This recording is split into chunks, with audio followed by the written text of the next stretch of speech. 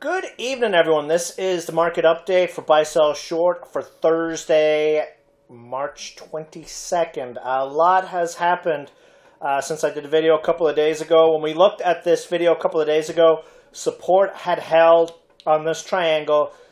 We were going into the Fed meeting. The market was bouncing off the Fed meeting. Everything was looking really, really good. And then we had the Fed governor, Fed head, start talking late yesterday, and then we woke up this morning to news that the trade war is expanding to China, which the market does not like, and it was just a sell fest right from the get-go. We did attempt a mid-morning bounce, but like I said in the chat, when the market had bounced about minus 250, the earliness of the sell-off today, the kind of weak nature of the bounce, and just how things have been lately, that I was expecting a slump into the close, and boy, did it ever slump. We ended up down 700 points on the day, and everyone running for the hills. Now, believe it or not, we were down 700 points. It's going to get a lot of headlines tonight, but it was kind of orderly. For the most part, after the early part of the day, we essentially sat on our hands, which is what we always do when the market gets crazy like this. Now, we did have some fantastic trades. The market was down 300 points. Didn't matter. We had some nice winners. We'll jump into that, and then we'll go over a little bit more of the market before the video is over. AMTX. Now, this was a stock we jumped into today. News plays were getting some big movement, and AMTX, if you recall, had this huge move a week ago when they announced that they were going to be doing something with biofuels for BP in India. Stock did its usual flagging action after that big move. It actually consolidated for 3 days. And then we had a press release this morning. Now, I think we looked out because the market was selling off so much that people just overlooked the press release was out, that they were going to be, that they won some, who cares? Do we really care what the news was? It had news regarding biofuels. It had come back down from that big move. Stock was trading around $1.90. We were like, boop, let's jump in and see if we can get 225 and 250. Within 15 minutes, we were looking at 225.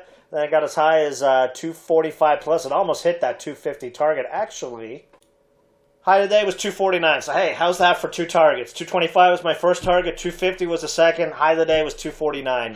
Like we always do, especially in red market, guys. I know traders, especially a lot of new traders who've jumped into this market over the last couple of years, the action that we've seen over the last couple of months really has them on edge. They don't know how to trade a tape like this. I'll tell you how I trade a tape like this. We've been doing this for a lot of years. We've seen every kind of market tank and rally.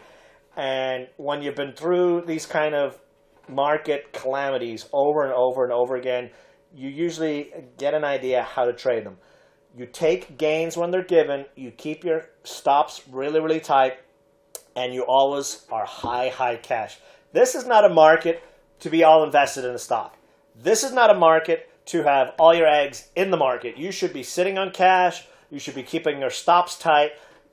The gambler market, I mean, stocks like this will move, but you have to kind of get out of that crazy gambler, I'm not selling because things are going to bounce back kind of mindset that I see a lot of traders make that mistake when we get into volatile periods like this, and then they end up giving back all the gains they made in the past 6-9 year plus in a matter of hours and days whenever things implode like they did today. We are not going to do that. We're not going to fall for that trap. We're going to play what the market gives us. Now, another stock that we had a fantastic move on today was ATOS. And ATOS was exactly like AMTX.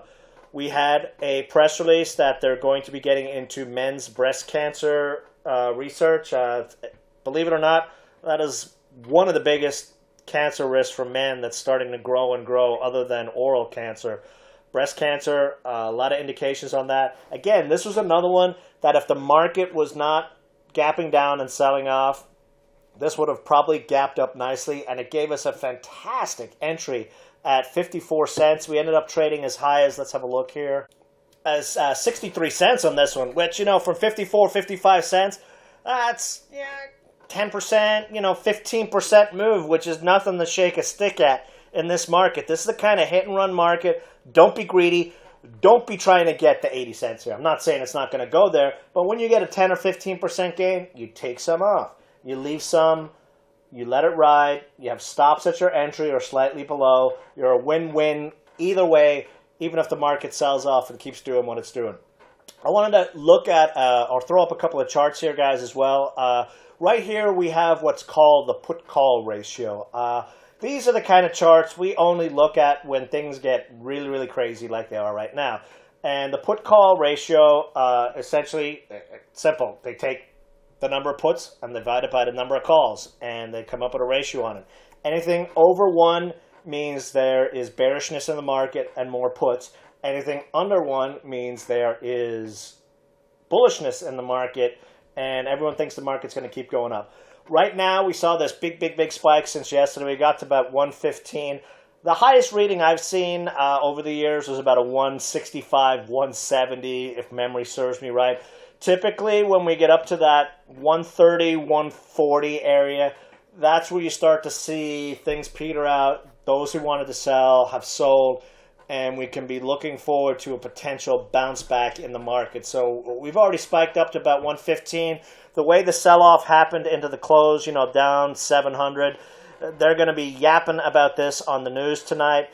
Doom and gloom, tariff war, etc., etc. Now, the president has been known when things go bad and the press is bad to come back and say, I didn't say that. So there is that potential tonight for him to come back and say, well, we're not really going to do anything with the tariffs, and we could see a gap up move. If not, we're probably looking at a gap down and then a potential try to rally, as shorts cover into the weekend. So that's a scenario we're looking at into tomorrow.